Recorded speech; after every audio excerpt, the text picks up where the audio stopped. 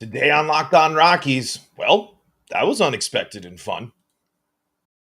You are Locked On Rockies, your daily Colorado Rockies podcast. Part of the Locked On Podcast Network, your team every day.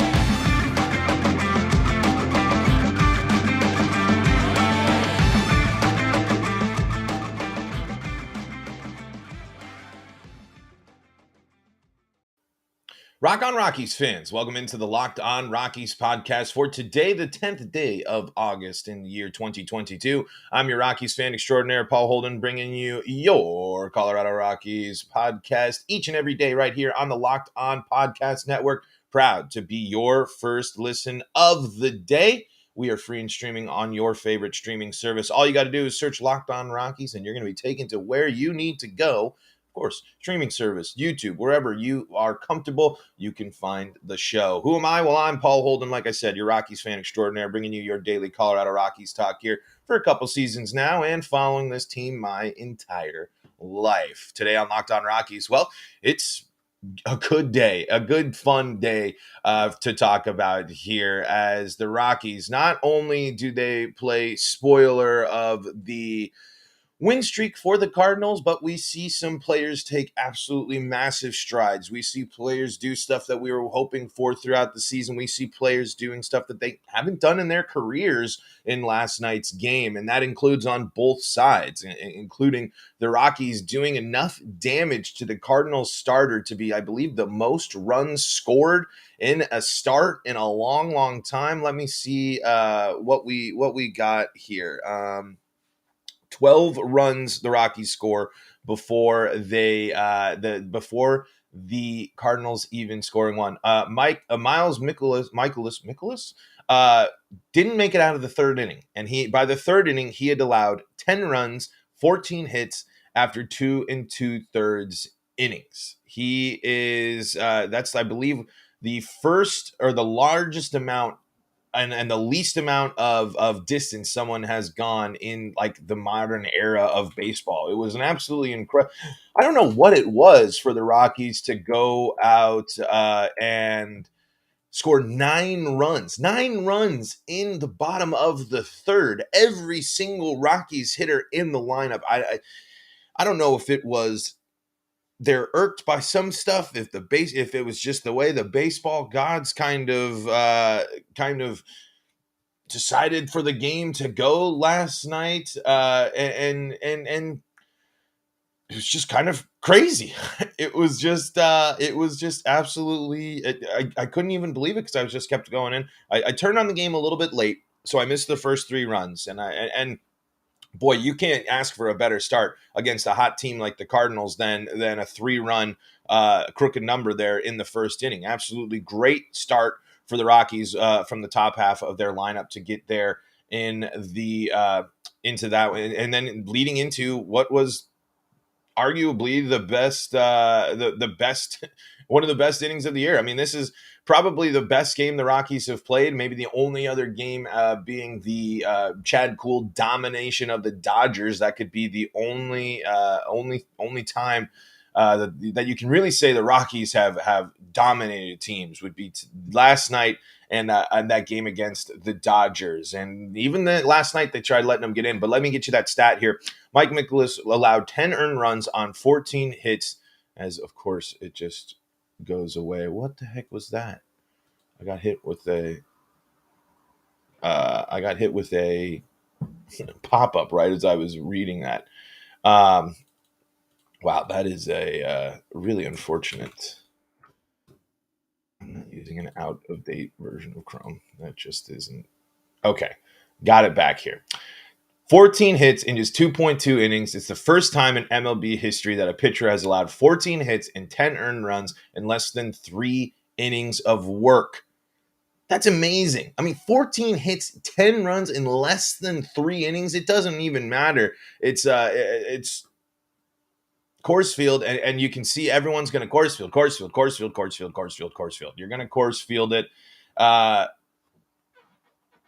You can say what you want, but that's last night was when you're looking at why the team was built the way it is, when we're looking at what the Rockies were hoping for from this roster. you're not obviously going to pull it off like games like last night all the time, but that's what the Rockies are looking for. Someone that they were looking for big thumps, and that's the Grichuk part is huge. Grichuk gets his first 5-hit game of his career, including a mammoth home run. I mean, the Rockies' home runs last night were crushed. Ryan McMahon hitting the biggest home run in Rocky for a Rocky. It's the longest since Statcast for the Rockies, which I thought was kind of crazy since but we're going here from Thomas Harding. It is McMahon's 11th dinger of the season, which measured as the third longest at Coors and longest by a Rocky since Statcast began measuring in 2015. It's also tied for the 6th longest anywhere in that time period. And it was 1 foot shy of the longest home run this year by Marlon Jesus Sanchez against the Rockies at Coors Field. I mean, biggest takeaway from last night's game, players that we've been looking for more have really stepped up, and it's players. The Rockies do well. The Rockies can go on stretches, and the Rockies' offense is going to hum when Ryan McMahon and Randall Grichuk are contributing to the lineup. I'm not asking them to go 4 for 5 or hit 5 hits and hit 490-foot bombs the whole way. But this is why the Rockies went out and got Grichuk. This is why the Rockies turn to Ryan McMahon and treat him the way that they treat him there. This is a big time moment for those two players. And McMahon, who has ended up having a nice little solid stretch of late. Ryan McMahon had a nice little road trip, even though the team might not have had the best road trip going 2 for 6. But man, it is Ryan McMahon went 10 for 26 with 3 home runs and 9 RBIs, batting .385. And he says the game is very humbling and he is going to keep on going. So, man, great stuff from there. And we haven't even talked about the ups and downs still of this Rockies bullpen, and but a great start from Feltner too. And let's dive into that. But before we dive into that, I got to dive into the folks that help make this show possible. And that includes our friends at Liver Health Formula. Also, today's episode, by the way, is brought to you by BlueNile.com. Make your moment sparkle with jewelry from BlueNile.com. And going on now is the Blue Nile Anniversary Sale. Save up to 40% on classic fine jewelry pieces and 25% on engagement ring settings. Shop stress-free and find your forever piece. Go to BlueNile.com today. Also brought to you by Liver Health Formula.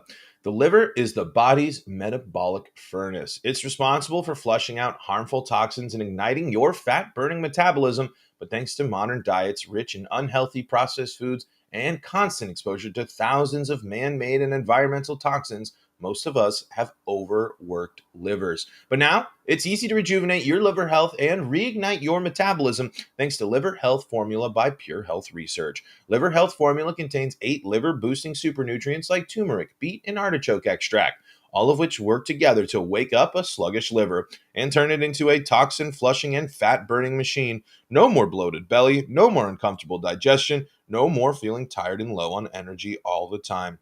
And best of all, Liver Health Formula makes it easier to maintain a healthy body weight long term. As a listener of our show, you can try Liver Health Formula risk-free today and get a free bottle of Curb Fit with your order. Curb Fit is safe and all-natural appetite suppressant, making it easy to say no to naughty foods. Go to getliverhelp.com/MLB to learn more. That's getliverhelp.com/MLB to try Liver Health Formula completely risk-free and claim your free bottle of Curb Fit with your order. Get to liverhelp.com/MLB to get started. Diving into the live chat here, MM says, hey, Paul, do you think it's time to shut down KB23? And what do you think about how Montero is playing? And this team needs to play pissed off the rest of the year. I don't necessarily know about shutting down KB. It's not necessarily a terrible idea, especially if he's going to do something that's a surgery or a process or something that he can really tackle some of these issues to go for it. At this point, he's already been on and off the IL 3 times. The Rocky season at this point is pretty well decided. So do I hate the idea of shutting down KB? No, I don't hate the idea of shutting down KB. Will it actually happen?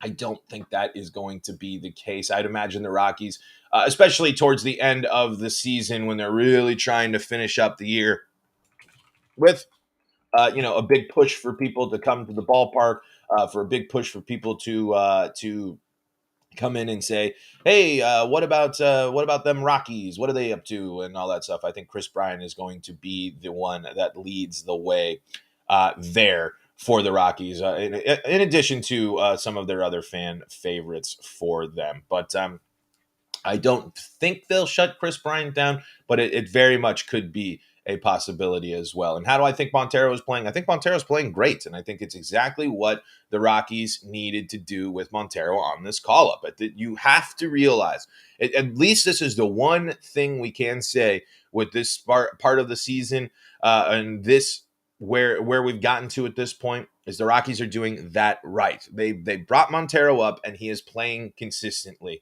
And I'm fine even if Montero has to play through a bad stretch. In fact, I'd like Montero to have to battle through something there and come back there. But I'd argue that he's done that enough by going up and down and up and down and up and down this year and not having the most amount of opportunities. He's finally being put into a situation where he's getting a lot of at-bats. He's getting consistent at-bats. And what has he done? He's been a contributor to this club. He's been someone that has been major, even though, again, the Rockies' record hasn't been great over the last 10 days, with them getting back into the swing of things back at home here, getting a win.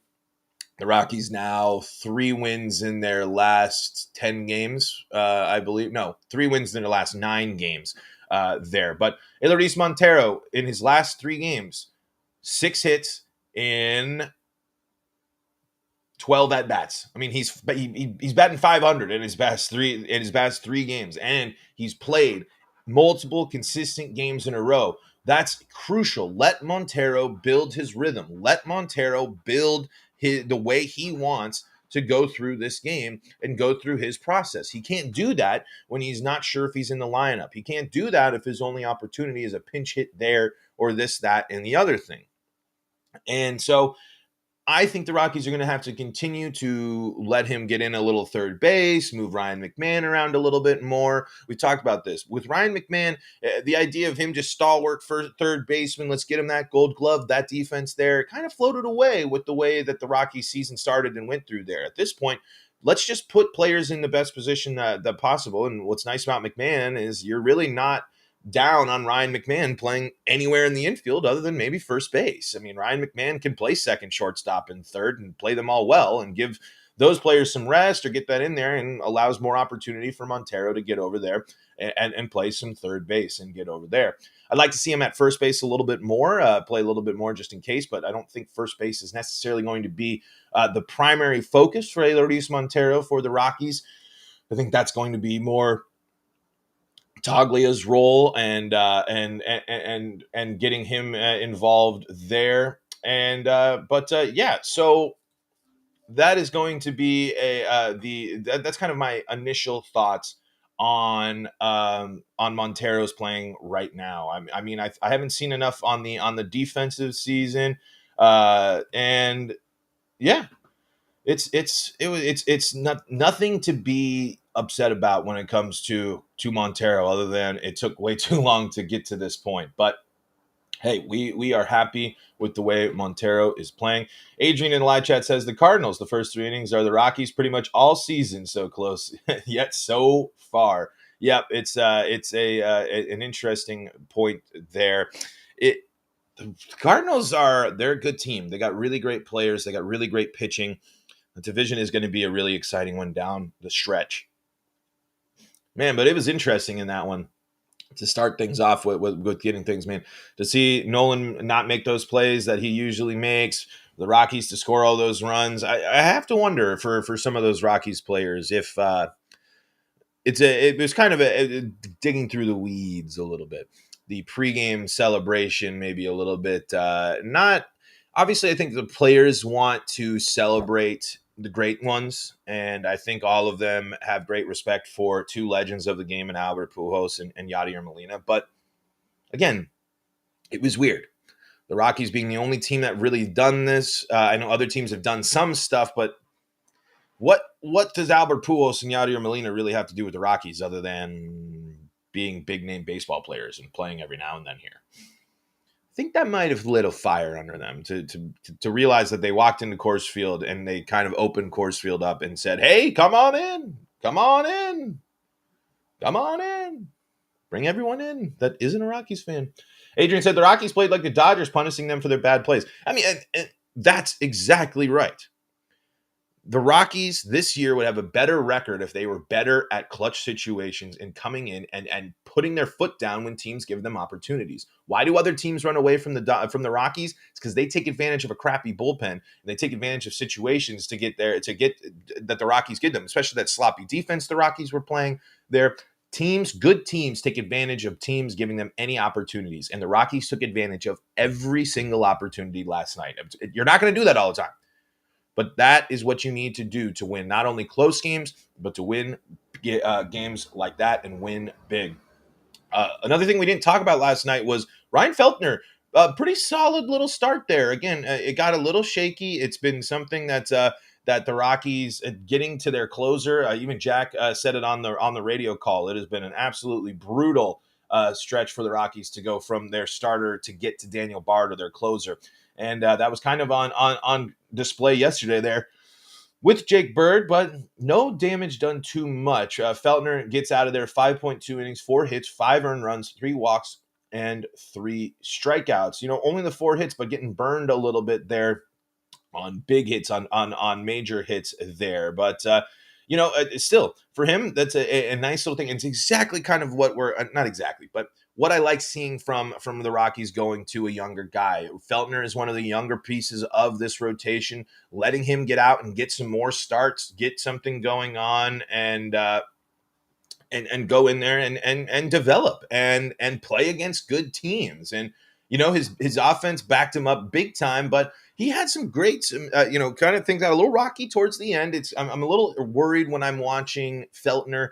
I'd like to see him get to that 6th inning. We're seeing him kind of top out in the 4th and the 5th there. That's about all that he's made it to go. But again, this is a younger guy. It's a younger piece in the rotation that they've had. It's good to see Feltner continuing to go out there, get some starts, and he went up. What Ryan Feltner did was he went longer in the game. He got more, another inning under his belt. He hadn't gotten past the 4th inning in his past starts. So the Rockies were able to get a little bit more out of Feltner. And not the best from Bird, but Bird only the 2 hits, the 1 walk, didn't allow any earned runs there either. 3 strikeouts. Bird perfectly fine coming in there, got into some trouble, that got out of a big jam there too. The Cardinals had some bases loaded situation and some ducks on the pond, and we got to look at the new arm for the Rockies last night, the Nelson Lamet in there for the Rockies as well, and that's going to be I'm excited for that. That's a really, really nice move for the Rockies, a low risk move. Get him on the waivers, get him on here, and let him contribute to the team. Not very often are the Rockies able to turn to someone for 2 innings at the end of a game, and that's what they were able to get last night. The Rockies only used 3 pitchers in last night's game. That's a pretty darn good line, especially when you look at Lamet's line here. 2 innings, 2 hits, 2 strikeouts. That's it. No walks. That's the crucial thing there. If the Rockies if Lamet can be a bullpen piece that doesn't walk people, really nice pickup for the Rockies. A really, really great day at the yard for the Rockies. It's one of those things that you kind of sit there and say, where is this? Why can this team do it now? Where has it been? But games like last night are kind of part of the weirdness and the anomaly of baseball. They're the Cardinals. The Cardinals won 7 games going into this before that game last night. Baseball can just be a little weird and a little tricky sometimes. I like what Michael Disney has in the chat here. Next year, the Rockies motto needs to be #TakeBackCoors Field. I think that will be Rockies fans' mottos, but I can certainly tell you that no one from the managerial or front office side is going to be promoting that, because we all know our boy Dickie M loves his out-of-towners coming into his ballpark.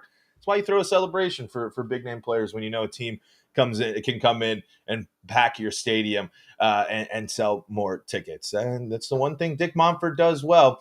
and make sure that his ballpark is full of people. The Rockies also got to see some promotions from within. Some Rockies prospects are making moves, and we're going to talk about that and what that means, what that looks like. Is that a good thing for the Rockies?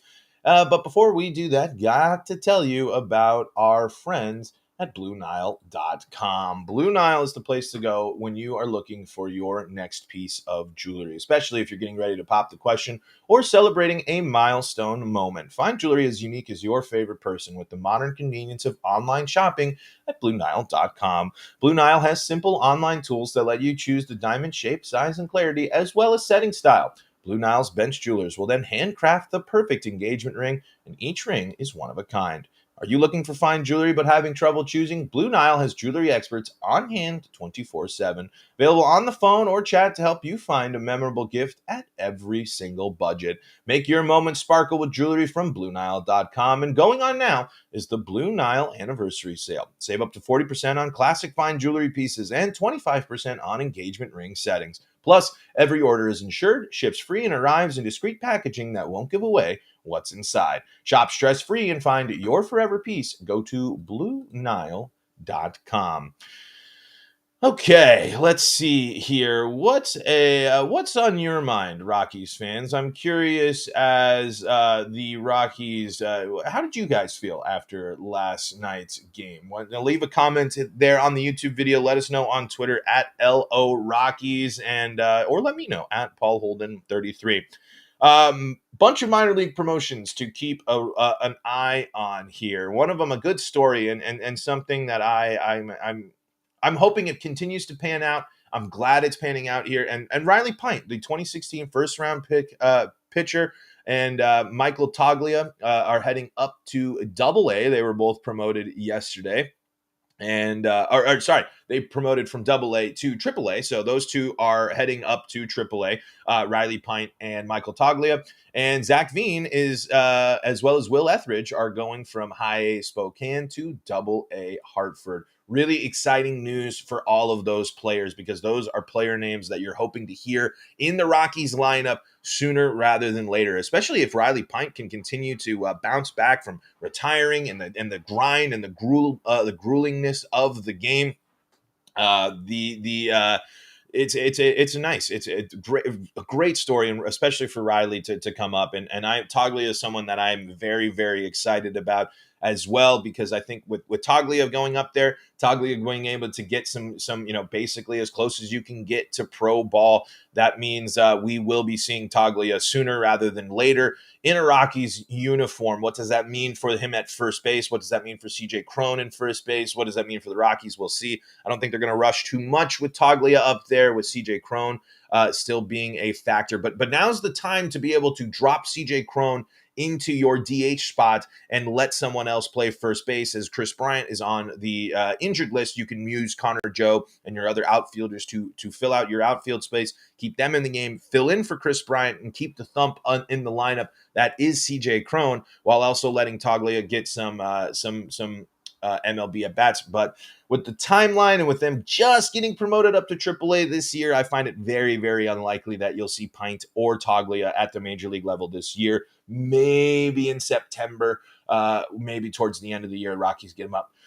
Just say, hey, let's let the young guys play. Let's let them go in there and see what we got. But out of all those promotions, Zach Veen is just someone I'm very excited about, and someone who I hope continues to be a dominant force for the Rockies and can come in and be the center fielder for the Rockies of the future. It should be a nice, interesting mix here. But again, I don't think we're going to be seeing any of those players in the Rockies uniform this season. But the right players are performing in the right ways to get themselves the promotions that they need to get up here and come back into the lineup. Adrian says, if Toglia goes to spring training and does well, do you think we trade Chrome before the season?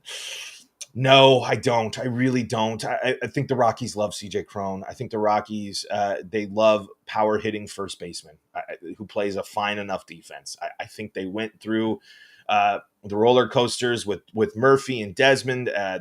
Cron has been the best first baseman the Rockies have had since Todd Helton. I would like to see at least a split, and I'd like to see Toglia get time. Again, the Rockies can't do what they did with Montero. We can't have Toglia come up 4 times and start contributing to the team in August when the season has been mostly decided by then. Adrian's other comment is, I see this as just another example. The front office says we're underperforming. Exactly. I think that's something that the Rockies will lean on. You will see the Rockies use that this last night's game as an underperforming reference point for them. Don't think it's going to be enough to keep them going forever, though. A lot of people are just going to have caught on already to the underperforming narrative there. But folks, that's going to do it for today's episode of Locked On Rockies. Thank you all so much for joining us. Rockies take on the Cardinals again tonight. They got, let's see, a 6:40 first pitch. The Rockies looking to get their 50th win of the season and get to 13 games below 500 here tonight. And we'll be breaking it all down. We'll be talking about it all right here on Locked On Rockies. You can subscribe on YouTube, and so you can be part of the live show just like MM and Adrian were. You can also find us free and streaming on your favorite streaming service. All you got to do is search Locked On Rockies. And of course, you can find us on Twitter at LO Rockies or me directly at Paul Holden 33. Make sure you're checking out Locked On MLB for your second listen of the day and stay up to date with all things Colorado sports by keeping up to date with the Locked On Broncos, Locked On Nuggets, Locked On Avalanche podcast, and of course us here at the Locked On Rockies podcast. Folks, until next time, I'm Paul.